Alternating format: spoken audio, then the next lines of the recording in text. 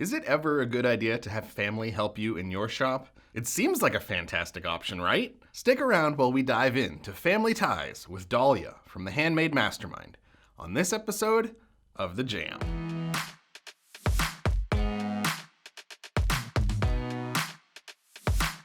What is up? I'm Gordon from Marmalade. I'm Richie from Marmalade. And today we have a special guest with us again. We have Dalia from the Handmade Mastermind. Thank you again for joining us, Dalia. I'm glad to be here again. We just had an episode with you last time where we talked about hiring an assistant, and this kind of goes along those same lines. So an option for a lot of people when they're looking into hiring an assistant, they don't want to work with someone that they haven't really known for a very long time, someone completely new to them, so they work with a family member. But before you do that, there's some things you're probably going to want to consider, and make sure you're going into that with your eyes open. So Dalia's going to help us cover some of those today. I don't think you guys are ready for this, okay? Well, first of all, yes, compared to the last episode, people just are maybe not emotionally ready to hire someone that they don't know. So I completely understand wanting to hire a family. But the first thing I want to mention, and I think it has to be said in the beginning, is if you can, avoid at all costs, because there's a saying, right? It's just for the context. My husband does work with me, okay? So we'll get into how I did not avoid it and how it's actually working. There's a saying that if you want to make enemies quickly, work with friends and family, or get in business with friends and family, something like that, right? It's because I think people feel like you owe them, especially if they're your friends and family. Let's just take my sister, for example. She doesn't work with me.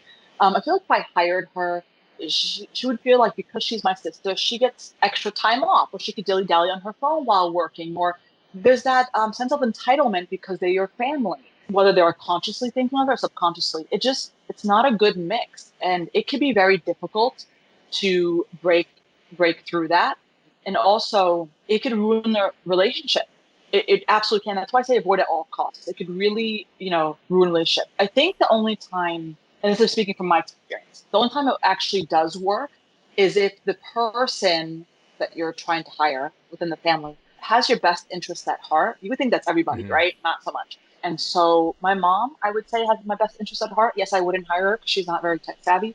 But for that, I think that would make sense. My husband, we share finances. I mean, obviously. And so for us, when my business makes money, he makes money. It's all it's all together. And it can also make sense even if that's not true. I'm not speaking for everyone. This is just my experience. But it could just bring up a lot of issues when you're working with friends and family. I don't have particularly any experience working with friends or trying to hire friends because I don't want to tell my friend what to do. I know that's what we're in business for, but people take things personally. We're humans, like, you gotta give people a break. You're here trying to run a business. You hire a friend because you need help and you're paying them, not for free, but we're still humans. I didn't even know how I would gauge that, to be honest. Like, if my friend Lucy wanted a job, I wouldn't know how to gauge if she'd be able to detach herself from me being her boss. If you can gauge it, great, then go for it. But otherwise, I've seen too many members hire friends and family, and it did not go very well. And they come back to me and they said, "Dal, you were right." And I'm like, I hate that I'm right, because I do understand the comfort level of hiring somebody that you know. I think it also works best if you do it temporarily. So if you're like, to a neighbor, like, hey, a friendly neighbor, right? Like, hey, I need help with the holiday season. I want to make extra, whatever, an hour. It's limited time. I think that's a little easier than a potentially long-term relationship in business. Now that we got that out of the way, how did I hire my husband? How is he working for me then? It wasn't easy in the beginning. It was me telling him what to do. That's enough, what I'm saying? It's still that thing. And I think it's important that if you do, I have a lot of members that actually hire their spouses, or partners, but I think it's important to also understand that the person you want to hire, your spouse or partner, should not have a breadwinner issue. My husband doesn't need to be like the man and making the most money. Money talks, right? So he's like, that's where the money's going. That's where I'm going to go. Like, it's fine. He'll do the work. Like, it's fine. And then after that's said and done, I think the biggest issue with people when it comes to hiring friends and family is communication, right? You heard me mention, bossing them around and expectations, and, they have to deal with me telling them what to do and all that stuff. It's a communication issue. And how do you be a boss to somebody that you never have to be bossy to? right? Because that wouldn't be a good relationship. Imagine just casually me and my friend Lucy just hanging out and I'm bossy to her, telling her what to do. That's not a friendship. I think what worked for me, and it's not the only way, guys, by the way, but this is what's worked for me. I'm sure there's other ways to approach it. You have to know what motivates them on a personal level, as well as what is a big no-no, right? So, if it's your spouse, it might be easier for you to know how to communicate with them. So how I would approach it, as opposed to being bossy and saying that's wrong, because you're so comfortable with your spouse, you might be like, that's wrong, fix it. That's not how you talk to people. It's not how you talk to your spouse, right? You should talk to your spouse like that. I think my approach is a very similar approach to talking to people in the workplace that's not related to you. Pretty much explaining the problem. Like, I don't think that spacing is correct. Then you would kind of put it on yourself. You know what? It's probably my bad. I should probably take another 5 minutes with you. I don't think I trained you properly on this. So you're putting it on yourself as to putting the blame on them. And people listening to this might disagree with me. It's worked for me, The way you communicate with them is important. That's the biggest takeaway for anybody listening to this today. But don't take that person for granted, meaning compliment him. Say, if the work that he ends early because he printed quickly and it was like on point. I'm like, so you did a great job today. Like, I don't sound like that, but I do it much more authentically because I do mean it, So don't take the person for granted over time, because you get so comfortable with your spouse.